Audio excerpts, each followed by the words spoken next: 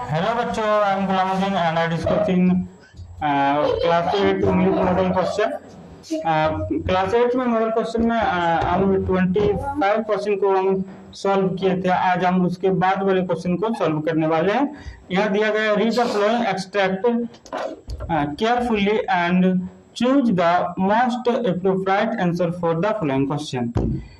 मतलब ये नीचे दी गई क्वेश्चन को ध्यान पूर्वक से पढ़ना है, उसको उत्तर को लिखना है। कर दो ना। यहाँ दिया I wander lonely as a cloud, मतलब कोई बादल भटक रही थी अकेले में।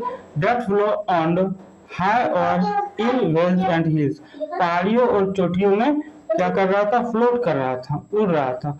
When all at once I saw a crowd, जब मैंने अचानक देखा एक भीड़। A host of golden daffodils का, डेफोडिल्स मतलब एक गोल्डन फूल होता है, होस्ट मतलब टोली, एक गोल्डन डेफोडिल्स का टोली देखे। Beside the lake, beside the lake, beneath the tree, lake के किनारे, झील के किनारे और ट्री के नीचे, पेड़ के नीचे। Fluting and dancing in the bridge, हवा फड़फड़ा और डांसिंग नाच रही थी। कर दो ना। अब हम क्वेश्चन को देखेंगे 26। Name the poem from where this line has been taken, ये कविता किससे ली गई है? तो इसका राइट आंसर होगा ऑप्शन नंबर बी। कर दो ना, मतलब डेफोडिल्स। 27 देखेंगे, who has composed this line, इस लाइन को कौन लिखा? तो विलियम वर्ड्सवर्थ ने लिखा था, इसका भी हो जाएगा बी। कर दो नोट। अब हम आगे की ओर मूव करेंगे। 28 में बोला गया the poet is wandering along as a, किस टाइप को वंडरिंग कर रहा था? तो ये क्लाउड, क्लाउड के बारे में बताया गया था स्टेंजा में। कर दो ना। 29 का द डेफोडिल्स वेयर, डेफोडिल्स क्या कर रहा था? तो फ्लूटिंग और डांसिंग कर रहा था, इसका सी हो जाएगा। कर दो ना। आगे को रुक मूव करते हैं। The synonyms of the word flying, flying का साइनम्स क्या होता है ना? फ्लोटिंग होता है। कर दो नोट। इस प्रकार 30 का हम देखिए।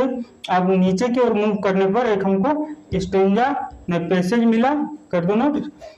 Read the following passage and answer the question given below, एक पैसेज दिया गया है, उस पैसेज को पढ़कर उसका आंसर हमको लिखना है।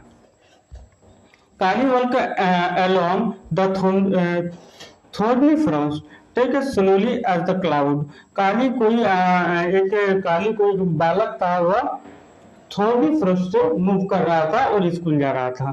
कर दो ना। He was on his way to school, school इसी रास्ते से स्कूल जाता था। कालीज father one of the most famous snake catcher, ये क्या कौन था? सांप पकड़ने वाला। कर दो ना। काली का जो पिता था वो सांप पकड़ता था, इरुला ट्राइब्स था, इरुला जनजाति से बिलोंग करता था। ही हैड कॉट अवर, ये इम्पोर्टेंट है, 100 cobras in the monsoon, monsoon में क्या करता था? सांप पकड़ता था। But many good things for the, और ये इसके बदले में कुछ पैसा मिलता था और वह अपना फैमिली का जीवन यापन गुजारता था। स्नेक कोऑपरेटिव पेड ऑफ इतना फॉर ईच पॉइजन स्नेक, एक सांप के लिए उसे 150 रुपया दी जाती थी।